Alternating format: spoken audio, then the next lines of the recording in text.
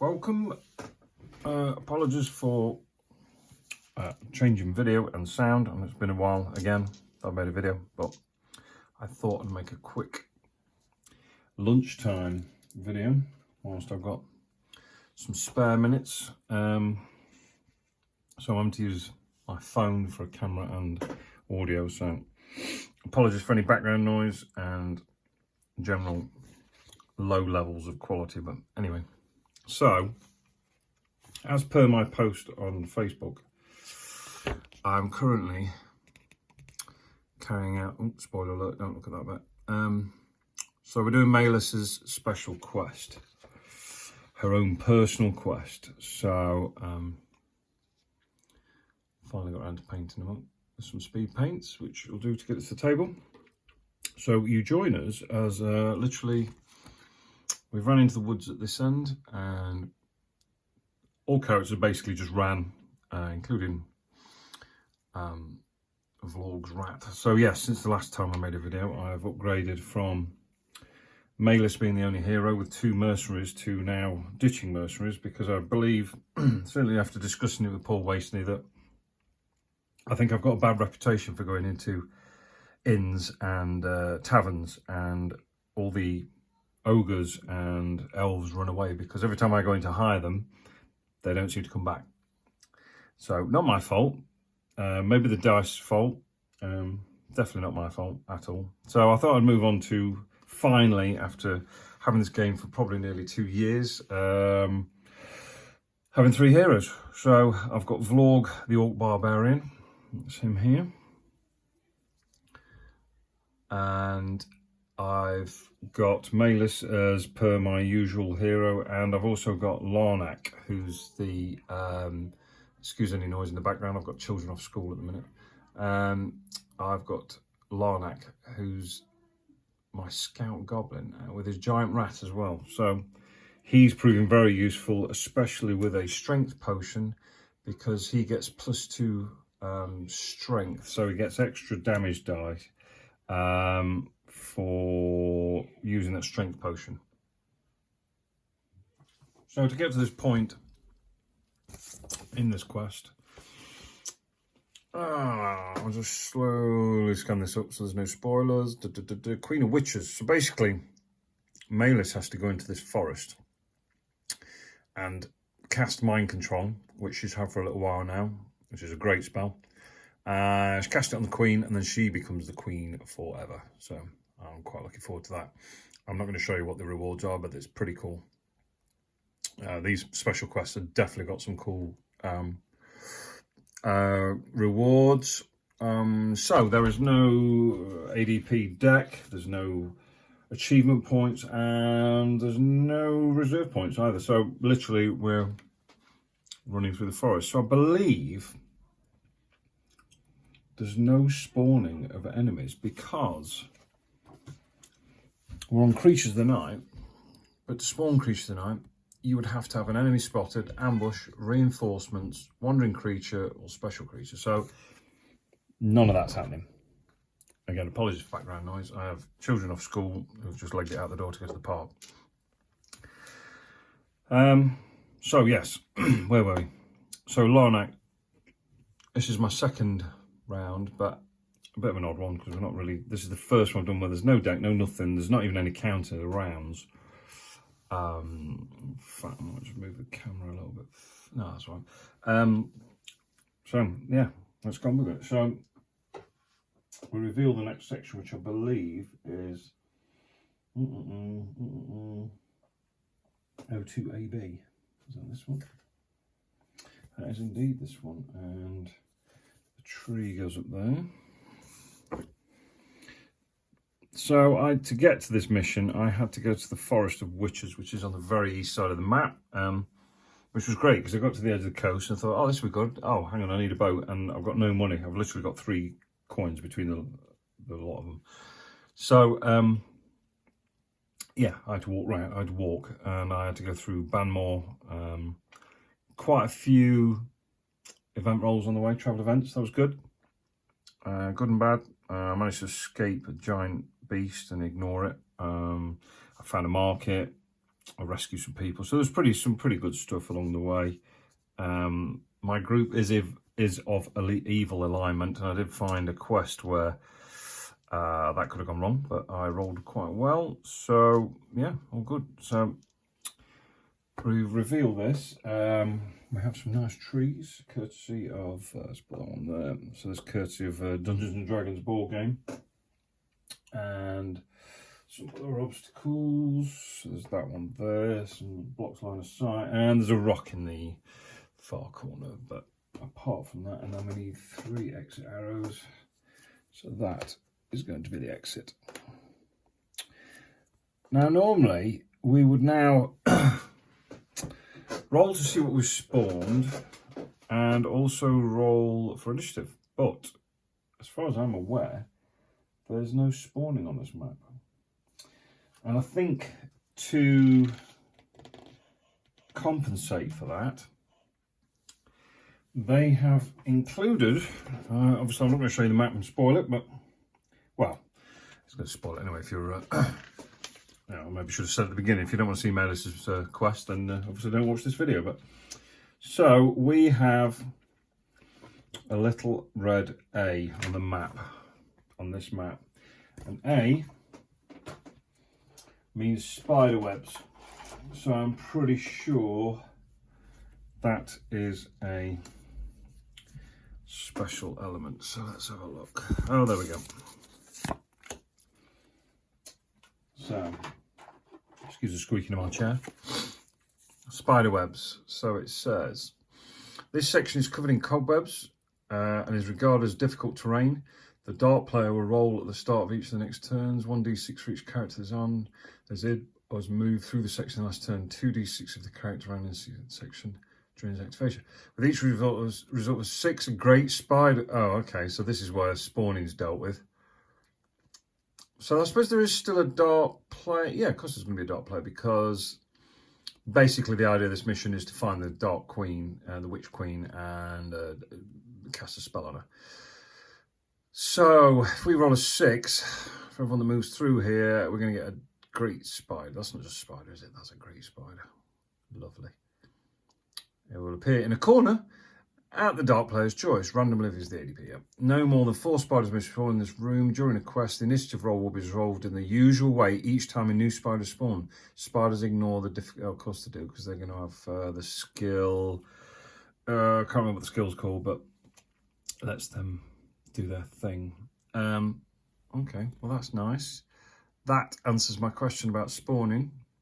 So the Dark Player will roll at the start of his next turn.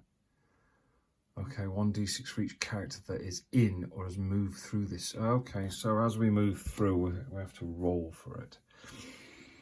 Okay, so from what I remember,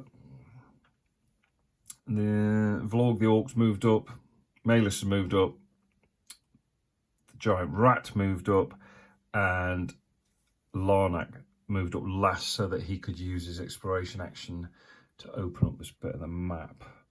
So now what did it say about running? Because I would hang on, if it's difficult terrain, it's going to take 2 more movement for each space. Can you run through difficult terrain? I would imagine you can, but you're still going to spend 2 movement per square. 2d6 if the character ran inside the section. Yeah, all right, so if we're running, we're making more noise and we've got more chance of a large spider turning up. Shelob. Copyright infringed. So that is the end of, technically what's the end of the hero's turn, because they've all gone. So now we would have a new turn. But there is no, I think normally on an ADP's turn, I would literally just move the reserve point counter up by 1. No, sorry, hang on, got that wrong. Achievement points, sorry, achievement points, so his points go up. But anyway, we're not using that, so we ignore that. Back to the heroes. Now, normally I would run through a section like this, because looking at Larnak, he's got 1, 2, 3, 4, 5, 6 or 7 spaces before he can open up the next bit of the map. But obviously you don't want to open up the next bit of the map before you've got all your party there. So I think I might just take a bit of time here. Maeliss could possibly cast some form of spell.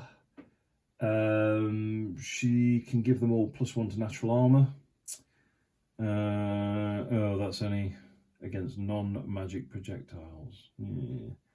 So recently, I think Paul and I have discovered that projectiles includes all ranged weapons. Ranged weapons are projectiles and throwing weapons. So the reason this came up is because Larnak has the skill small. Characters with a skill cause 1 damage die less when using projectile weapons. Not so with throwing weapons. So I questioned what was a projectile weapon, and I believe on page 30. Oh, we're good if I can remember this. I think it's page 34. So look. Yeah, there we go. So on page 34, ranged attacks are carried out with ranged weapons, either projectile or throwing ones. So unless anyone else wants to pitch in with a rule clarification, I'm of the impression that any ranged weapon is a projectile weapon or throwing weapon. So anyway, I digress. Let's move in there, shall we? Because I've not got much of my lunchtime left, so it's a short but sweet video. I'll get it up, and then hopefully you can see the finale of. Spoiler alert, but this map isn't massive. I don't think they're designed to go on for ages. It's all about the showdown at the end. I particularly like this bit though. I quite like the fact that they fleshed out a couple, because when I first looked at the map, unfortunately it's not on the app, so it's spoiler alert, you can see all the map. I mean, particularly like a lot of people, I like using the app because it keeps the map hidden, a bit of a fog of war. So anyway, let's get Larnak in there. So he can move 5. He's got a movement of 5. And I'm not going to run. Now, might be worth grouping them together in case something does turn up in the corner. So I'm literally just going to go 1, 2, 3, 4, 5 and get him up there. No tests for any kind of obstacles. There's certainly no rolling of this nasty dice because it's not part of this scenario. So the rat's I think the rat has to activate on the owner's turn. So anyway, the rat has got a movement of 6. So actually, in fact, yeah. Oh, let's use that one. So he's behind Maeliss. He's gonna have to use 2 movement to get through it. Oh, hang on. Whoa. Yep, well remembered, Paul. It's difficult terrain, so they're gonna need 1 extra movement. Oh, this is gonna be slow moving, isn't it? So 1, 2, 3, 4, and he can't do 5 because that's only half a movement. The rat will do 1, 2, 3, 4, 5, or 4, 5. Can't do 6 because that's half a space. We're not doing half spaces.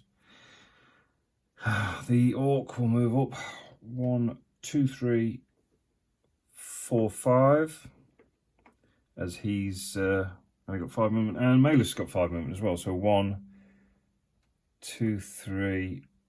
I think in fact I'll just leave her there. Now, unfortunately, that does mean now. What does it say? What does it specify? Character or 2d6 if the character ran inside the. Oh, hang on. For each character. Now, does the rat class as? I think the rat does class as a character. Or picky rule. Is it character or is it hero? Characters always class. I think is everyone, because a character can cover a villain as well as a hero. So, do you know what? It's one of those games, so always err on the side of the bad thing that would happen. So, technically, it's now the ADP's turn, and it says at the start of each of his next turns, 1d6 for each character that is in or has moved through this section. With each result of 6, a great spider will appear in a corner randomly. Okay. No more than 4 spiders. I really don't want 4 spiders. That would be a really... See the profile in the bestiary. So I'm assuming this is part of the creatures of the night, because the whole scenario is done in necromancer's ghosts, noise, necrophages. Oh, okay. So the great spider's not in there. Is it just bear with me. Right. Found the great spider. It was in the fantastic insects deck, not where I thought it'd be. So, okay. let's roll. So I saved the white dice for the ADP because they're not very nice to me. But then again, none of these dice are very nice to me sometimes. So basically I'm looking for no sixes. Okay, that's not quite what we wanted. But it's pretty good. 1 6. So it says in any corner. So what we'll do is I'll roll a 1 2 3 4 5 6 7 8. That's going to be interesting if it pops up behind them. 1 2 3. So it starts in that corner. I'm going to have to find the. That doesn't tell me what number the creature is, does it? It would be useful if it was on that card. Anyway, small 26. I'm pretty sure I know what they're already. And I've just got a lovely new set of boxes with everything organised. So this should be very easy to find. Oh, there we go. So to be honest, they're not bad. They're just the little small ones. I thought when it's a great spider, I realised there's also a giant spider in that deck. So I think we'll start him here. And in true tradition, we need to do an initiative roll. So using Larnak because he's at the front, and convenient enough he has plus 2 to perception. What do spiders have? This is a good one. Oh God, get rid of that. No perception. Just a straight 2d6. That's good.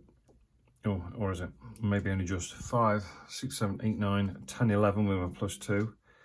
And they've got 10. So we've only just won the initiative roll. So we get to start first. So unfortunately, I'm going to have to go back to work. So I'm going to put this video up and I shall continue this shortly. And we'll hopefully see what happens. Oh, hang on. My roll, just while we're here, was a 5 and a 4. Now, if both those dice are above the intelligence of the spider, I win the caught by surprise. So I'm going to pull him 1 space closer and turn his back to us. It's definitely going to give us a +1 to stabbing him in the back. I'm hoping Larnak can take him out in one go. He's got the rat with him, so that rat is turning out to be very useful. When you get someone down to wounded, so 3 wounds out of 4, the rat's very good at going in and just finishing them off. And obviously they're wounded, so the rat gets a bonus to hitting them. Anyway, we'll leave it there. And I enjoyed the snippet. I think I will put a bit of a spoiler alert at the beginning of the when I post it up, just in case anyone decides to play Maeliss and they don't want to see what the personal quest is. But yeah, join me later and we'll continue this. See you later.